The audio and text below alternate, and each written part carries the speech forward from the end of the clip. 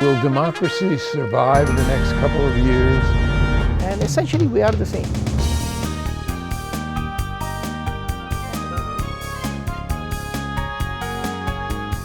And there are so many needs that Minnesota has. What people are saying they need right now. Access to democracy is made possible by donations from the following organizations. Thomson Reuters, a global company with expertise and insight to unravel complex situations in the areas of law, tax, compliance, government, and media. Their worldwide network of journalists and editors keep customers up to speed on relevant global events. Thomson Reuters, the Answer Company. Crutchfield Dermatology, a full-service treatment center in Medi-Spa in Eagan. Their goal is to help you look good and feel great with beautiful skin. With service built around courtesy, dignity, and respect, Mayo-trained Dr. Charles Crutchfield personally treats each patient and is acknowledged as one of the nation's best physicians. Firefly Credit Union, with locations throughout the Twin Cities, has proudly served Minnesotans since 1925. Firefly guides its members forward by delivering customized financial solutions to improve their lives in all aspects of banking. Firefly Credit Union, they light the way with life illuminated. Edina Eye, Physicians and Surgeons, a division of Twin Cities Eye Consultants, has proudly served the Twin Cities for more than 55 years. Now in 7 convenient locations. Using the most advanced technology combined with human touch, Edina Eye offers comprehensive services for dedicated specialists committed to excellence with innovative procedures and expertise for the most advanced eye care. Welcome back to Access to Democracy. Alan Miller with you. A very special interview program today. I'm calling it Voices of Reason. And we have with us 2 guests, one first time and one you'll recognize, Steve Hunegs, the Executive Director of the Jewish Community Relations Council, an attorney, recipient of recognition by the Cardozo Society last year, recognition of the organization by the Federal Bureau of Investigation, and he's been a frequent guest. And we're very fortunate to have a first-timer with us, Jason Adkins, who's also an executive director of the Minnesota Catholic Conference, also a lawyer. We won't hold that against him, though. Thank you. Jason, who clerked for both federal and state court judges, who's an adjunct professor at the University of St. Thomas. He's a writer, he's a lawyer, he is deeply steeped in religion, and back in 1913, you're not quite that old, 2013, he wrote an article on anti-bullying, long before it ever occurred to the First Lady to pick up that subject. And we meet gentlemen at a time when literally we can use your voices of reason. We have gone through since May 25th, not only here in Minnesota, but actually worldwide, an awakening of social conscience caused by the horrendous murder of George Floyd. And maybe we can get some of your thoughts on that. Let's start with you, Jason. You're a first timer here, and we're really, really happy to have you. Glad How to be has here. life changed because of that? You're starting with the tough questions right away, Alan. That's really, it's been a complete, it's been cataclysmic, especially in this community. It's, if you watch just from the moment of watching the video, you see something that's tragic. It's an attack on humanity. It lacks humanity. And to see one human being do that to another human being, how did we get to that spot? What's going on? And what's the crisis in the soul that we're facing in this country, that we're at that point? How did we get here? And what do we need to do to move forward? And it's obviously in every sector of society caused a deep soul searching, and certainly in the Catholic community, it's doing the same thing. How can we confront the evils of racism, both at an individual level and a systemic level? What's to be done? What's our contribution to the problem, and what is our contribution to the solution? And whether it's on a public policy level and issues like racial equity or police accountability, but in the way in which we foster engagement and the participation of African Americans in our own church community, and then how we contribute to the public conversation about that. But it's unleashed something that the killing of George Floyd has unleashed something not just at the local level, but it's something that's being felt globally, and certainly globally within the Catholic Church as well. That's really the amazing thing. Were we waiting for something as horrendous as this to stimulate our social conscience? I mean, and I refer to it as a murder. I never refer to it as a killing or anything else like that. I refer to it as a horrendous murder by somebody who really took an oath to protect and did just the opposite.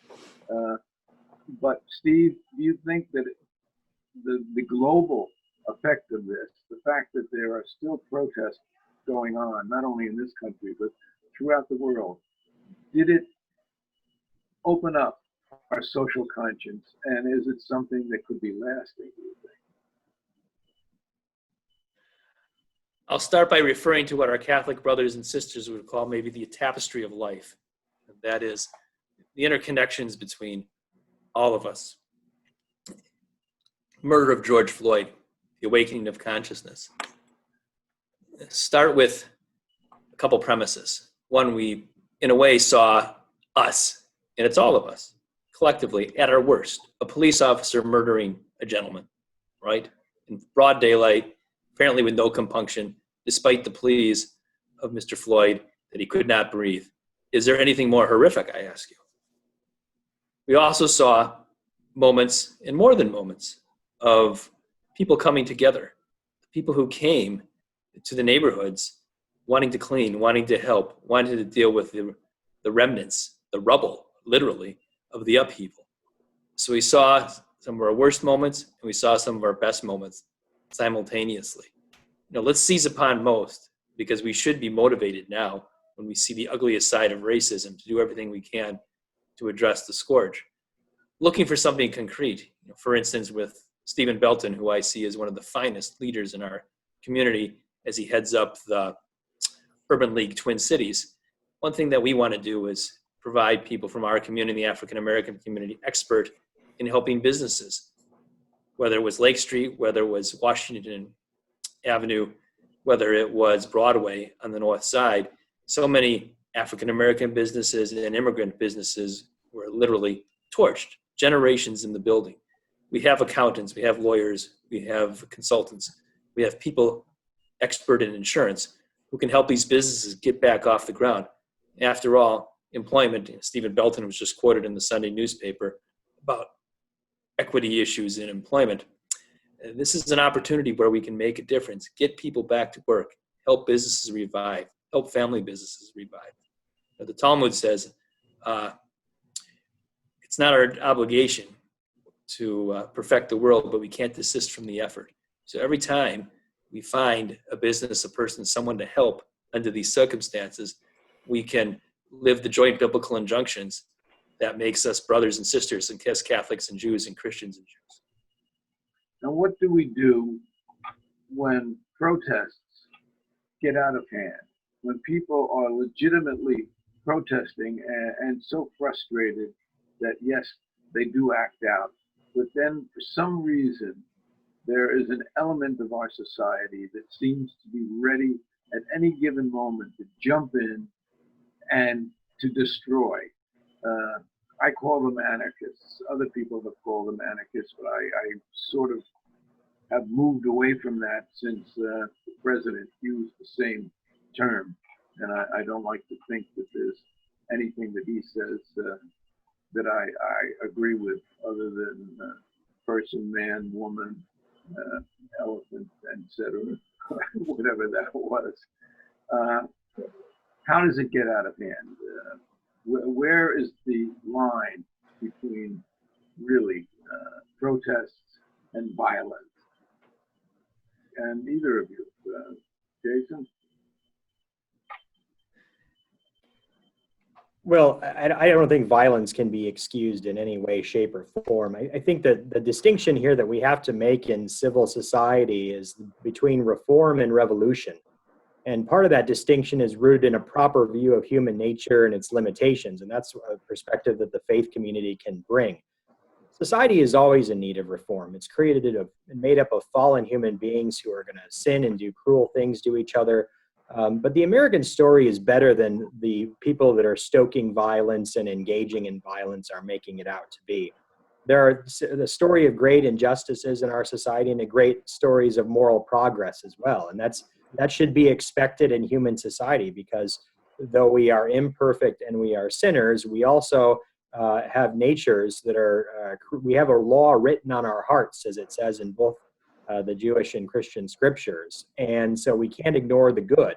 And so it's always that desire for moral improvement, to do better, to do justice, that's written on the heart. So despite our fallibility, we have that sense, we have that desire, we have that natural law written deep within our hearts, and we pursue that. And so taking a realistic view of human nature, but also the limits of politics as well, we can have an attitude of reform and eschew revolutionary violence. And that's the mentality that you're seeing. It's like, back to the barricades in Les Mis or something like that, where people are cordoning off autonomous zones and territory and talking about battles for federal courthouses and pursuing violence that doesn't help the cause. It doesn't create more justice. It doesn't improve things. It doesn't win hearts and minds.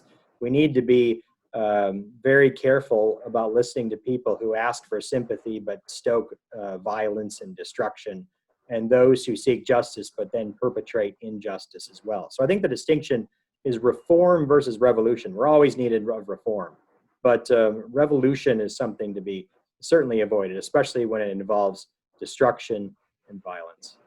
I think and I'll ask Steve about this, I think that some of the violence is brought on by the President of the United States, who speaks of violence, who speaks of trying to be the bully, trying to, as he stands as a coward, but tries to bully people. And what he invokes, I think, led to a lot of the violence that we were enduring, and we are still enduring. I don't think it takes much to set off violence like that. Steve, what is your feeling on that? You and I have had this discussion before, and thank you, Alan, for having us. And I was proud to be part of your team, and it's a wonderful show that you and Sharon and Avi and the whole crew organize year after year with many wonderful guests. And I'm pleased that Jason Adkins is making his first appearance, because he falls within that category of a wonderful guest and an important leader in our community. People who speak in demagogic ways, and they come in all shapes and sizes and forms, in a way create the issues that we see. The invective and vitriol that we hear, and it comes from all directions and all political shapes, sizes, and forms, it creates a toxic atmosphere for our country. No one has monopoly on virtue, and nobody has a monopoly on the problems that are caused. The important thing is, what is it that you and I, three of us, all of us, can do to address the situation? Nuanced thinking in a liberal society, the importance of the exchange of ideas, even when we are in disagreement, especially when we are in disagreement, is critically important. I like to look for heroes, as I said before, the people that came throughout to 38th in Chicago and other places in Minneapolis just to help people, or in St. Paul. Minnesota National Guard, which under tremendous pressure, trying, of course, to invoke all their multiple missions in order to preserve the peace, or to try to bring the peace back to the streets, deserves tremendous credit, General Jensen. You have to think about the law enforcement officers, the good people, who work so hard to try to calm everyone, which is not to say we don't recognize the evil of some police officers, as we saw demonstrated by Officer Chauvin and the others that participated in the acts. We've got to keep that in mind, that there are so many good people. Now, that said, we have so much to do in society, and we have to also assume a somewhat modest tone in what it is that we're trying to accomplish.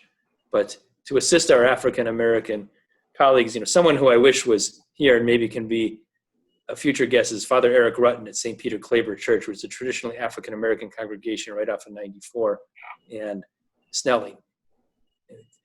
That was their neighborhood in which the St. Paul issues occurred. And Father Eric, day after day, is working with friends, his congregants, his parishioners in the African American community. Those are heroes, his parishioners and Father Eric. And those are the people we need to hold up. We welcome him as a guest, absolutely.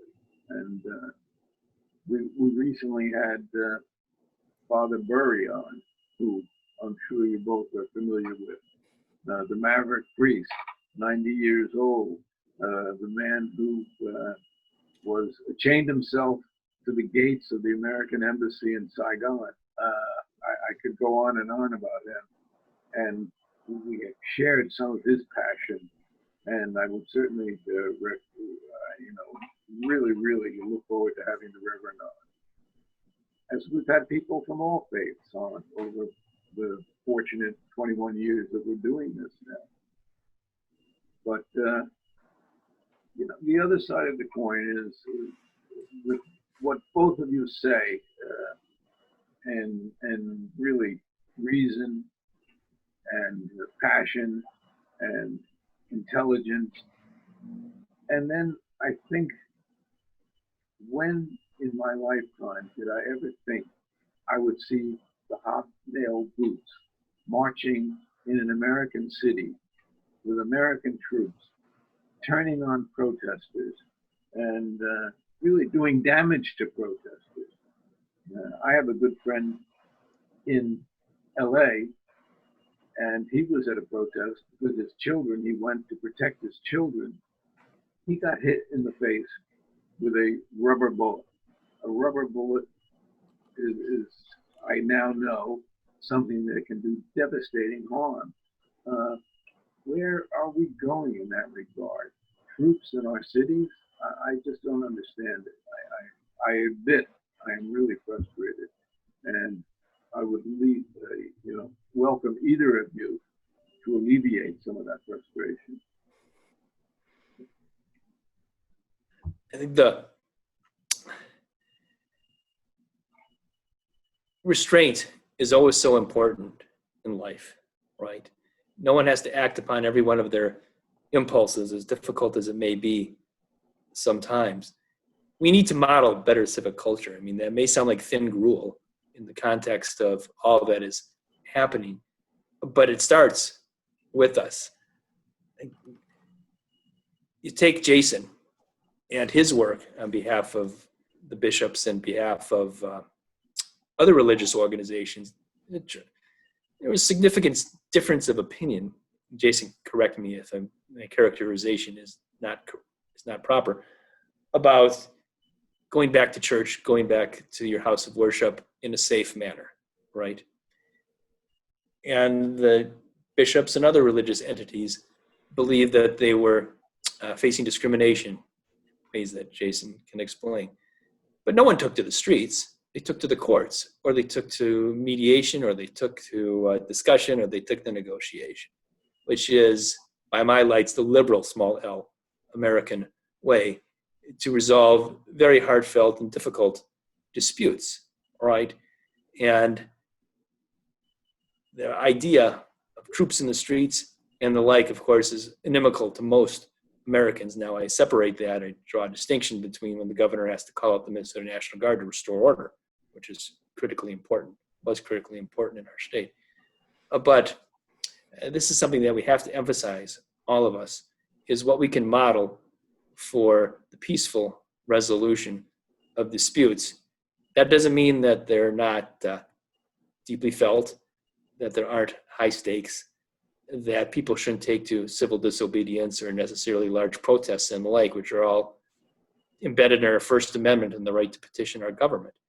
But we also have to realize that we have a process and a constitutional process and the need for people to try to resolve their disputes within the confines of our accepted norms. I mean, what do you think, Jason? I think that's right. I mean, first of all, we're speaking a lot about protests and violence, and we can't lose sight of the anger that people feel from legitimate injustice, and that we should be just as angry about police brutality as we are about Absolutely. the destruction of buildings and monuments and statues and violence and businesses and these sorts of things too. So that's a really important point.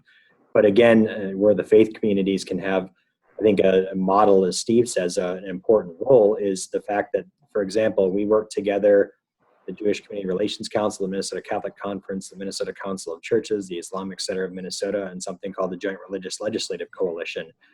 We work to advance social justice and anti-poverty political agenda. And we model that in a way that, if we can get along despite our significant differences on a lot of issues, then hopefully that's a model to the broader community that despite our differences, we can work forward and work together and build common ground for the common good.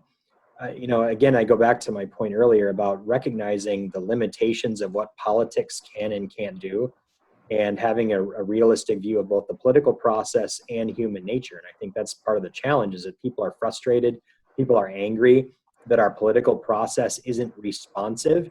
And so despite, Alan, your antipathy toward the president, you also have to understand where 50% of the country is coming from, that what led us to elect Trump in the first place is an alienation with the process, the desire to drain the swamp, the desire to give the process a little bit more back to the people and give them more of a say. And now we're seeing that on the left wing, or the progressive side of the aisle, is that there's a frustration in a process that politics hasn't brought about the needed reforms. And then people are taking to the streets. So we're looking at the twin sides of frustration with the process. And again, that goes back to another point I was making earlier about the need for reform, is that the process in many instances doesn't work. So people take to the streets, they perpetrate violence. And they're frustrated. They go toward demagogical politicians who it makes them feel good simply because they're owning, as we say in the Twitter sphere, the other side. They want to own the libs or own the conservatives, and that feels good, right? It's like an elixir for your pain and your anger and your frustration. And we get that devolves into that. But we have to have responsible people modeling a better way. And where I think, again, the faith community can be a helpful guide in this process, in this democratic deliberation, is, again, offering a realistic view of human nature and also the limitations of what politics can and can't do. And I think that's really, really important. Otherwise, without that connection to reality, we have an outmoded expectation of what politics can do, and a view that human relationships and human society and human persons are perfectible. And without the help of grace, at least from a Catholic standpoint, that just simply isn't reality. So that's where I think the faith community can both model and offer an important perspective in these challenging deliberations about how we need to move forward as a society and pursue justice. I can see that Jason is a much more rational person than I am. And well, Tell that to my wife. We know that I am a personality. But then when I see somebody taking our Constitution and just stomping on it, taking the First Amendment and ignoring it, as though not recognizing that the foundation of our society comes out of the Bill of Rights and certainly the First Amendment. When I see them trying to stifle communication, and we have, we've just experienced that with not only John Bolton, who's on the far right, not only with Mary Trump, who is certainly a rational human being, but we saw it with Michael Cohen. Now, you might not like Michael Cohen, and as a matter of fact, he's in jail for what he perpetrated, but then try to stifle his voice also is, to me, another really chunk of our democracy that's being whittled away, and we just can't have that. It's so frustrating for me. I am so much older than both of you. Probably put your ages together and they might equal my age, but I can't get my head around it. I think, Alan, the fallibility of human beings, and starts at all levels of society, is accepted, and Jason can speak much more knowingly of theology than I can. but also the redemptive value of our institutions when they make mistakes, too, is something to keep in mind. Jason and I are both lawyers, went to law school, a dangerous thing, I admit, for me.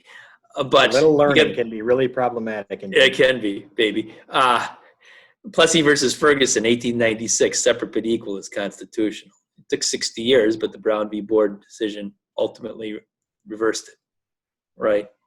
You have the Korematsu awfulness of this Constitution saying, or the Supreme Court saying that it was constitutional to intern, really, concentration camps for Japanese Americans in the Second World War. And ultimately, in a way, that was reversed by the public apology. President Reagan, by the way, during his time, the Congress made sure occurred. We've made some awful mistakes in the history of our country. We've made huge progress in the history of our country. You can hold, as my colleague Ethan Roberts would say, you can hold in your brain two contradictory impulses and two contradictory ideas at the same time. So I always urge people, as difficult as things are, and as much work as we have to do, and the horror of the murder of an African-American by a Minneapolis police officer in broad daylight for that, for all of us to see and for all of the world to have its appropriate reaction, that we can still make progress in this country. And I point out the mistakes that we've made that we've rectified. But good Lord, we all know we have a lot of distance to go. We certainly do. Jason, you want to comment on that? Well, I think, Alan, a show like this is important because it fosters what Pope Francis calls a politics of encounter. And it shows the importance of encountering one another and getting out of our silos and listening to what other people have to say and think about important and critical issues. Otherwise, we get in these bubbles where we live in, insulated worlds where it's easier for us to start othering people and degrading them and dehumanizing them as opponents or enemies.